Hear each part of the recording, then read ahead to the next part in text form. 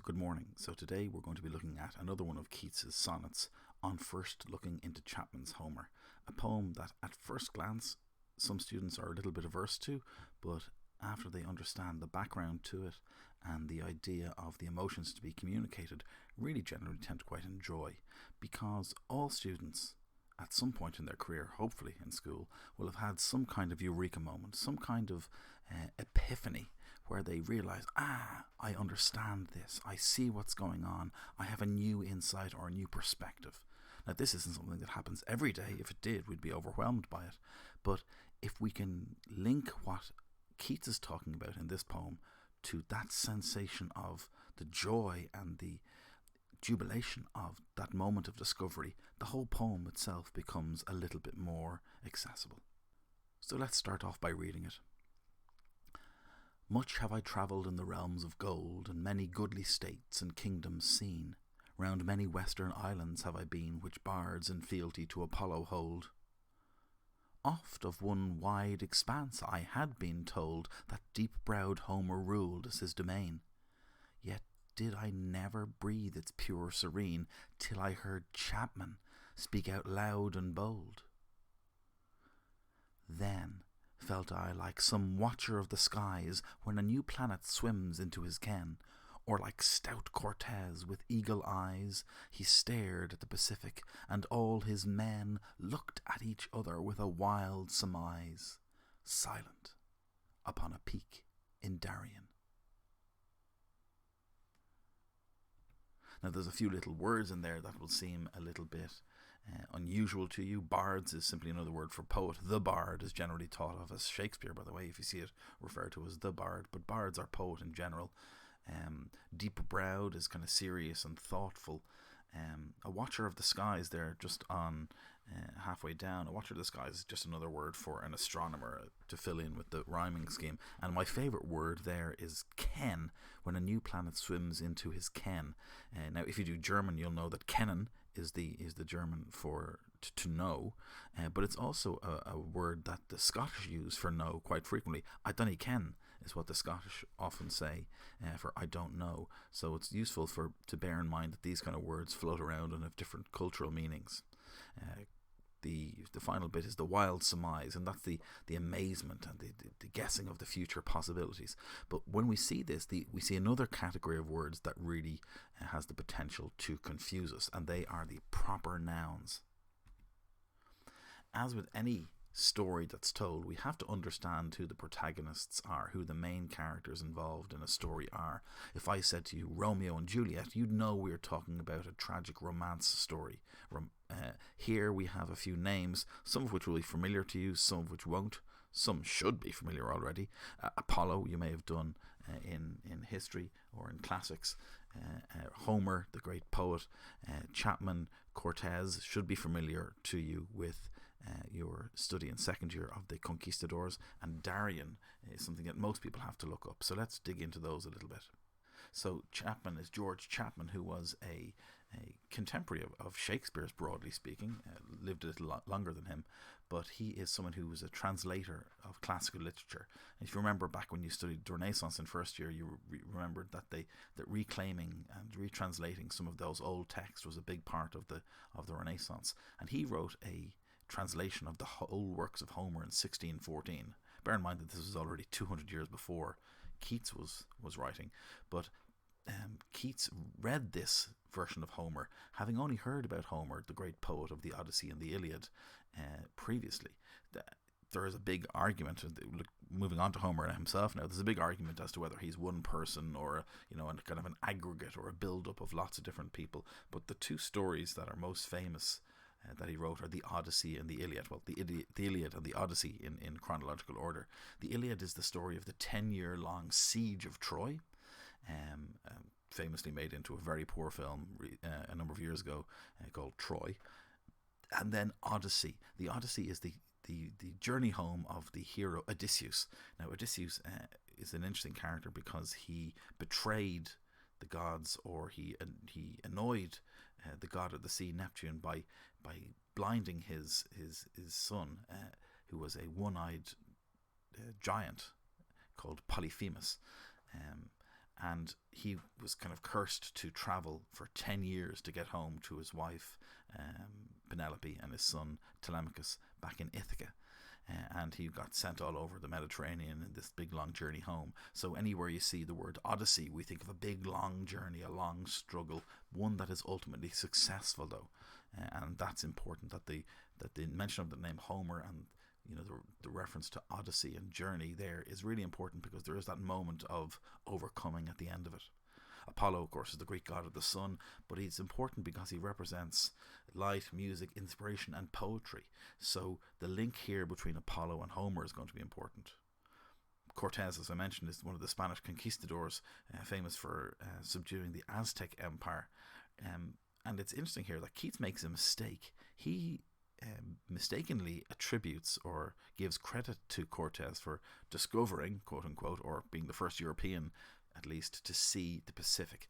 That wasn't him. That was a guy called Vasco Núñez de Balboa. But in the context of this poem, it doesn't really matter. We might think a little bit later about whether that makes a difference. Do we care that he made a mistake? And then Darien is an area in Panama where Keats mistakenly thought that point happened. So when if you've been put off by those names because you didn't understand them, go back and reread the poem now with a little bit of insight into who those people actually are. We're talking here about issues of large cultural significance. The discovery of the Pacific was already 200 years old as far as Keats was concerned.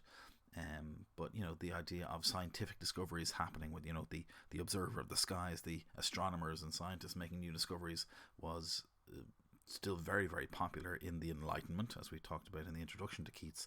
But what would the equivalent, would that big moment of discovery be? I'm suggesting we could think of, Neil Armstrong on the moon, or the invention of the internet, or sending your first email, or Edison's development of the light bulb. But maybe you can pick out 2 or 3 moments of epiphany from your own experience that will help you to equate what Keats is talking about with your own experience. There are, of course, a few stylistic features to comment upon here, and we have to be focused on what we're doing in the exam. We have 3 things that we can talk about.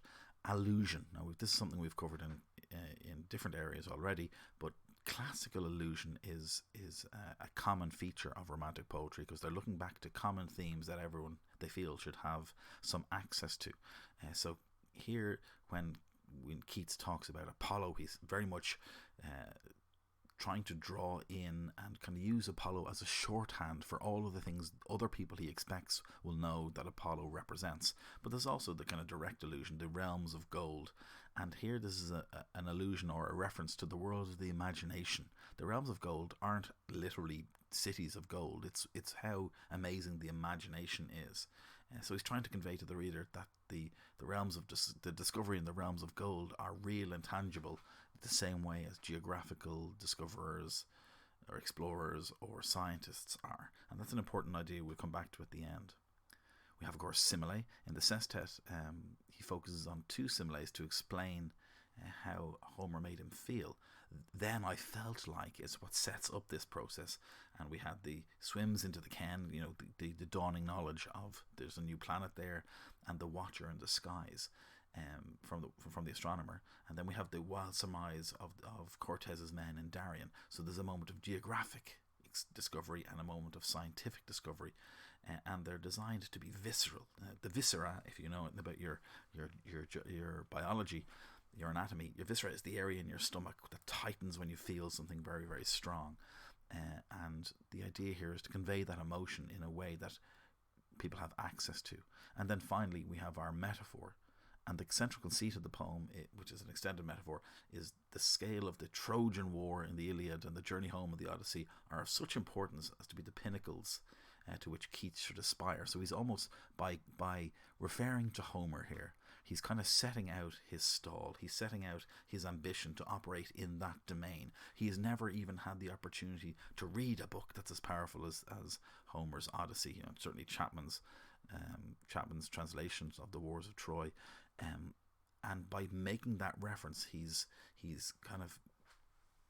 setting himself up for wanting to understand what it's like to be a poet of that scale. So how do we judge the poem? And I suppose much of this will come down to your own emotional engagement with the poem. But does he achieve his goal? And bearing in mind that the romantic's goal is nearly always to share their emotion with the reader and put art and nature back into the centre and show how they're just as good, if not better, than discovery and science and enlightenment values. Looking to the second point there, one of the ways you might judge this poem is to ask whether, having read the poem, you have a sense of how Keats felt after reading Chapman's translation. In other words, if you were trying to explain your own sense of joy after making a discovery, would you be comfortable in saying, oh God, I felt just like Keats must have done when he read Chapman's Homer? Does the analogy bear out? Is it something you can see yourself using today? Or can you find a direct relation to some moment, particularly in your English class, when having read a poem or a play or a novel or even a short story, that you felt that moment, oh, I never realised I could think about literature, or I could think about poetry or feel about poetry in that way. Hopefully every English student will, given the quality of the texts you're reading, hopefully every student will have at least some chance to experience that. And then finally, we want to consider, to conclude, consider how we're going to frame this in the essay. So I would suggest here are 4 very meaningful areas that you could try and touch on. Now, if you go back to the notes section, there'll be an introduction to some of the thesis statements, or how you might frame a sample answer on Keats. It was a very simple sample answer. It was, what does Keats mean to me? And some of these ideas would fit in very, very comfortably with that kind of general essay title where you're trying to give a very specific answer. So the first point there, this is a very accessible theme. Just like the student who's been cooped up into one who has been long in city pent, this is a poem that, in theory at least, every student should have access to. The second point there, the idea of travelling in the realms of gold, that even if you're cooped up, even if you don't get to go out into the world, you can still experience the world through the world of imagination, is a beautiful idea, and shows that just, a young man, in his early 20s writing a poem like this doesn't have to have travelled the world to be worldly. Literature, art gives you the opportunity to do that. The third point then, Keats is trying to draw our attention not just to the imagination, but to the emotional outpouring that we associate with the eureka moment. Yes, it's important to have imagination, but it's really because it allows you to express and feel those emotions more potently. And then finally, the sonnet structure, where we have the idea being postulated or being put forward or presented for the first time, that is then explored and resolved in the same way as discoveries lead to some kind of resolution, but also open up new doors of new avenues of inquiry, so to speak. That these are all things that you might want to include in an exam essay.